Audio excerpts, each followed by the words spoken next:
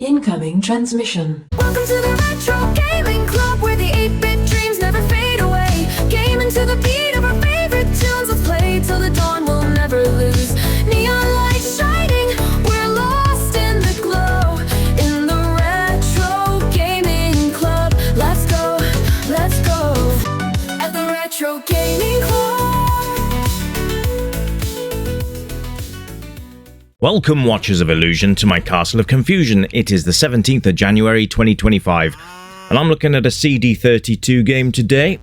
It's also available on the normal Amiga as well, and it's called Tiger Claw.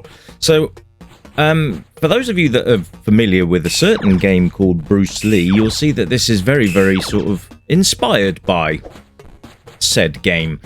It's in fact that this level design here is pretty much the first screen on Bruce Lee.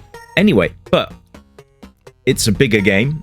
I would say it's probably more the spiritual successor of Bruce Lee than anything else. But thought we'd have a look at this little game today, just to finish off the week, hopefully on a positive. So here we are, getting hit in the head with shurikens over and over again. So yes. Might need to decrease the difficulty just for the sake of the review. Otherwise, we're not going to get very far. But let's have a quick look while we've got the opportunity to. So the level design is quite nice. The animations on the characters are quite cutesy. We seem to have a burning man. Oh, it's game over. Okay, well, we'll start this again. Let's move the difficulty level up to a different one and see how we get on. There we go, easy mode. Let's try that. Oh, dear. Right. So, let's start again.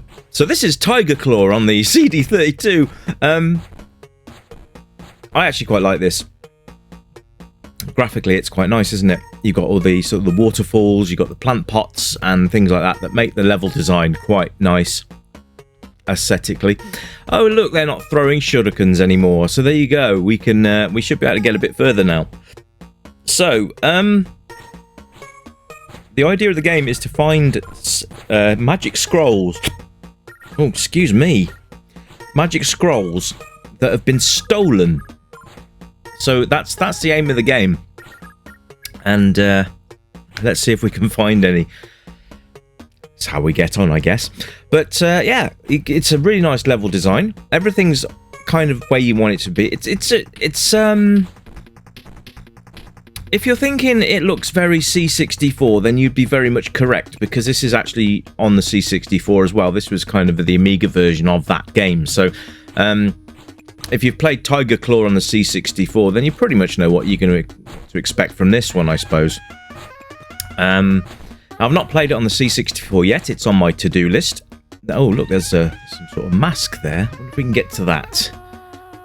Oh, no, we can't get there. Not yet, anyway. I'm guessing that there's some sort of mechanic that we can get over gaps and things that were previously inaccessible.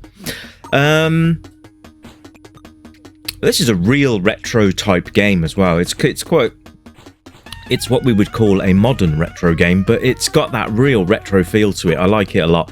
But it is literally, it gives me massive Bruce Lee vibes, and I'm just wondering if that was the inspiration. I'd be surprised if it wasn't, just due to the fact that everything just screams Bruce Lee here. I love the little attacks as well. They're really, really cool. So let's have a look at the UI. So in the top center of your screen there, you'll see that we have a score, and underneath that we have hearts. Now the hearts are how many hits you can take. Oh, look, there's a scroll up there and a little green man. So yes, the hearts, how many hits you take before it's game over. Looks like another sort of a bossy thing. So you get these little boss fights. We've got this little blue dude here with pointy ears, because why not? And again, always check the level design as we're going through, by the way. I don't always get a chance to sort of fully do it, but I'm playing and checking out stuff at the same time is quite hard sometimes. But You'll notice that, like I said just a minute ago, that everything is very C64-like. Oh, we've got double jump now. Oh, okay, cool. So the masks provide different abilities then, by the look of it. Sweet. Okay. Yes, it's a conversion or a version of the C64 game of the same name. So that's why it looks very similar. Little green dude up there trying to... Oh, two little green dudes. Not good. Anyway. So yeah, the level design, the character design, the animations are all pretty much okay. That, you know, it's not out there to blow your mind. It's there to have a lot of fun with. Which is always a good thing with games, really, isn't it? Because we like to have fun. Especially when it comes to retro games. Or modern retro games. I hope you're enjoying the quicker release schedule now, by the way. I'm aiming to do one review a day, weekdays, and then a demo or something like that on the weekend, on a Saturday, and then Sunday is a day off, and then back to it on the Monday. I hope you're enjoying the variety of games. I mean, to be fair, the amount of games I've got here will keep me going. Even if I did one review a day for the next 2 years, I still wouldn't run out of things to review. So that's always a good thing. Plus, we've got lots of new games coming out, so I'll always look at the new releases as well. So that's nice. Can't get up there for some reason. Maybe I've got to take a different route. The dogs are quite cool there as well. So let's have a look at controls. Controls are fairly simple. It's up and down, left and right, jump and attack, and that's it. That's about it. Nothing really major to worry about there. You can do flying kicks as well by jumping and then pressing your attack button. I love the fact that when you double jump, he does a sort of splits. That's quite amusing. But yeah, it's a fun game actually. And again, that's what you... oh, we've got downward punch now. Way, there we go. So yeah, it's just seems to work on a lot of levels. If you like basic graphics, then you're going to love this. If you don't like basic graphics, then tough, because this is actually a really nicely playable game. And it's the gameplay that matters, not the graphics. Just remember that. We came from an era where we had to load things off cassette tapes. Let's just put this into perspective. No CDs back in... well, there was a CD32 back in the day, but we didn't get this game, which is more the shame, because it's actually very good. So you see what I mean. Presentation of the game is very nice. I like it. I like it a lot. The control system, like I say, works very well. The only thing that I've found playing this at the moment is that it's difficult sometimes to turn round. So you're getting attacked from two different angles, and then you try and spin round, and it's not overly responsive sometimes. You sort of get stuck facing one way, and they'll just come up punch you in the back of the head. But that's the only thing I've noticed really with the control scheme. It's generally pretty good. But oh, I just got punched in the face. There we go. That's lovely. But I like it. It's a good game. So I think you guys need to go out there and get it. Oh yeah. So sound and music's all right. It's nothing to write home about really, but then again, you don't really need to. You do get sound effects as well, which is nice to have both in the same sort of thing. So that's quite cool. I like that. Yeah, it's the music score. You can actually listen to all the soundtracks in the main menu as well, which is quite neat. Quite like that feature. That was an instance there actually where he wouldn't turn around when I asked him to. So there you go. There's just a little niggle on the controls there, but nothing major to crimp too many score points off this. Playability wise, it's very playable. And if you like games where you go around kicking people in the face, then this is the game for you. Lots of screens to explore, lots of things to do, so that's nice. So not only is it just finding the scrolls, it's finding all the masks to get all your abilities unlocked as well. So everything comes together in quite a nice package. So give Tiger Claw a go. Replay value is absolutely there. I would be playing this one again, just to give you an idea. I find this one immense fun to play. And there's nothing short to do either. You can literally just find a screen, kick the hell out of guys, leave the screen, come back on, and they'll come back, and you can give them another hiding. There we go. So now we can run as well. So that's quite cool. So I'm guessing that these abilities give you access to areas that you didn't have access to before, which is quite cool. That downward punch is quite amusing. But yeah, these guys take about 3 hits before they disappear.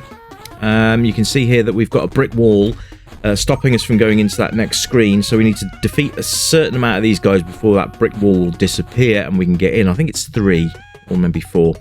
Let's see. Let's kick this guy's face in. Bump, bump, and there we go. The block has gone. The thing is that you're going to notice is that these things will respawn as well, so just be careful on that. But it's just more excuses to pummel your enemy. Oh yes. But yeah, that's so. Age rating's pretty much any, guys, because the difficulty level is fairly good when it comes to learning the controls and things like that. It's pretty much easy, so anybody could play this. But I would encourage you, if you like sort of these screen-by-screen beat-em-ups, to give this a try. You might surprise yourself, even if you don't like the look of it. You might surprise yourself. So give it a go, make your own minds up. But for my point of view, I like it. Fun game, and it's a little bit different, isn't it? So I will look at the C64 version of this at some point in the future as well. But until then, my friends, I'm going to leave you now with a little bit more footage, and you can see for yourselves with this, and I'll pump the sound up for you as well, so you can actually hear the soundtrack and the music and all that kind of stuff going on in the background. And let me know what you think of the game in the comments. Is this something that you would play? Is this something that you would go out and get? Support the developer. I will put a link in the description for you. You can pop along to the developer's website. That's it from me for this week, folks. There'll be a demo tomorrow, and I'll be back Monday with something else for you to look at. So until then, my friends, you keep it retro, and as usual, it's bye for now. Bye-bye! Have a great weekend!